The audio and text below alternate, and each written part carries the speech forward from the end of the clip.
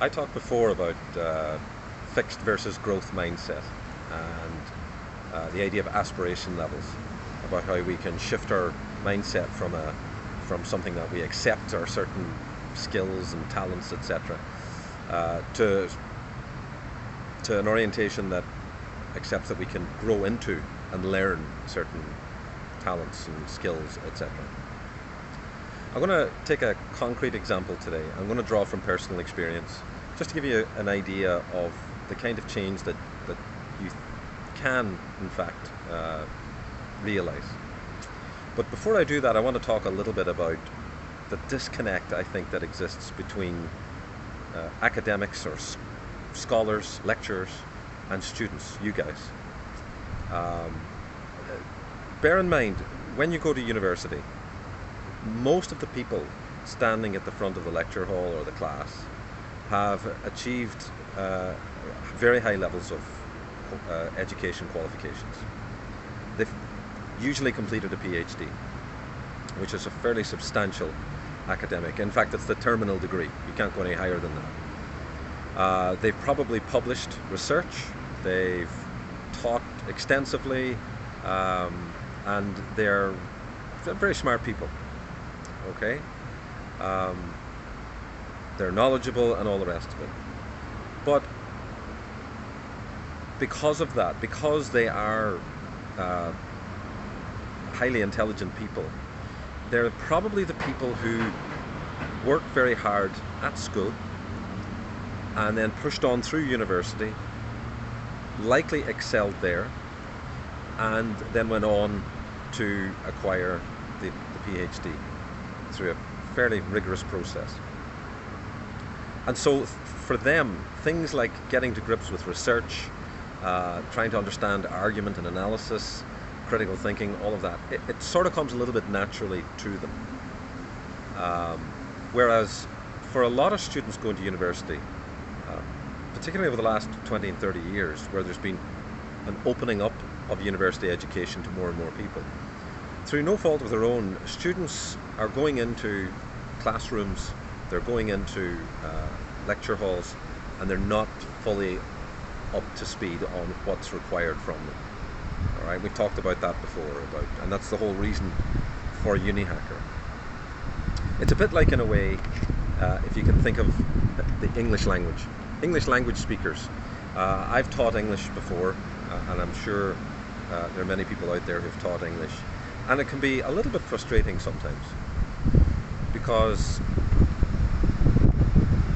it's your language. You're the native speaker for the most part. And it's not entirely clear to you why you obey the rules of that language. There's sometimes not an explicit rule for certain things. And when a student asks you, well, why is it this way and not that way, when they would be following the logic of other language rules, and you think, I actually don't know the answer to that, it just is. An example I always thought of was adding S to make a plural. Table, tables. Chair, chairs. Kids, kid, kids. But then what about child? Why isn't it childs? Why is it not children? Or why is it children? So you can see that there's a little bit of an assumed knowledge there that for native speakers we don't really think about. And it's a little bit like that with academics, because they swim in that sea of critical analysis, critical thinking, research. They're orientated towards that. They've always been. So they don't understand the challenges of students when they get into university. They don't understand why students struggle with analysis. Why can't they write a thesis statement? Why can they not conduct proper research? Why are they consulting flawed sources or unreliable sources? So I wanted to highlight that before I get into my own story. As small and insignificant as it is, I think it's still nevertheless a good illustration. I'm going to put something up on the screen in the next few seconds, and I'm going to ask you to take a look at it closely. These are my high school results from my final exam in 1989. It's going back quite a while. I'm going to put it up, right? So there it is. And as you can see, in our system, this is the Irish Leaving Cert system, we do 7 subjects, 3 compulsory and 4 elective. So the 3 compulsory are maths, English and the Irish language. And then the rest then are electives from a cluster of possible choices. And you can see there that I have not done really well. Now I'm not proud of this. I'm not showing it to boast, believe me. But very clearly, I am not academic material. And yet, now, what happened after that? Well, I had so few points that I couldn't even apply to the course in my local institute that would have taken the lowest number of points. I simply couldn't do it. So, like a few other young guys around the world, I joined the military. And I spent 12 years in the military, being a soldier, not really interested in doing anything else for most of that time. And then in around 1999, 2000, I had a bit of a mindset change. I'd always been a little bit bookish, but I never really thought about academia, so I went to university. And when I got through my undergraduate degree, to my shock as much as anyone else's, I graduated with a first class honours, which is the equivalent of a 4.0 GPA. Okay, so that's interesting. I wasn't expecting that. I put a hell of a lot of work in, primarily out of a sense of insecurity, really.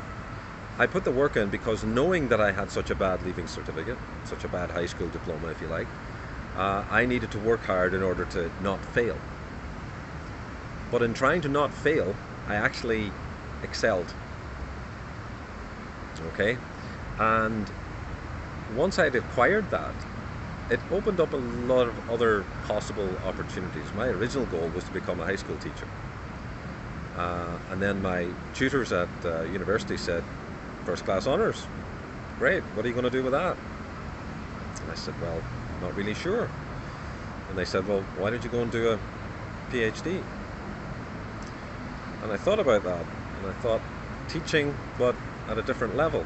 Interested in research, interested in finding out things about things. Went on and did a master's degree, got through that, got a distinction in that, and then entered a PhD program. The mindset changed.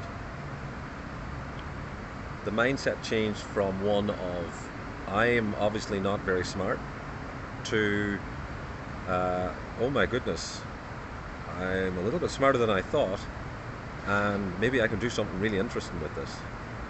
And went on to do graduate work, etc. So that's part 3 for today, and I just wanted to put that out because I think sometimes it's useful for students to see a concrete example of the kinds of things that we're talking about. We're not just talking in the abstract. We have to acknowledge that issue of the disconnect between very intelligent people who have excelled throughout their high school and university progress. They've always done very well. They've done really well in their exams. They've got the knack for writing the research papers and doing the assignments and everything else. That's not to say that they don't work or that they're geniuses and they don't need to work. It's not like that. They do work, but they work smart as well as hard. And I want to just highlight for those students out there who struggle a little bit, who have maybe resigned themselves to a certain path or a certain level, that in fact that doesn't have to be the case at all. Take probably one of the worst high school diplomas that you'll ever lay your eyes on, mine, and then think about where that person decided to go, and how they got there. And if anyone's qualified to talk to students who struggle at university, who are not naturally gifted with academic uh, abilities, with academic mindset, then I think it's probably me. Not because I was the smart guy in high school, but actually because I wasn't.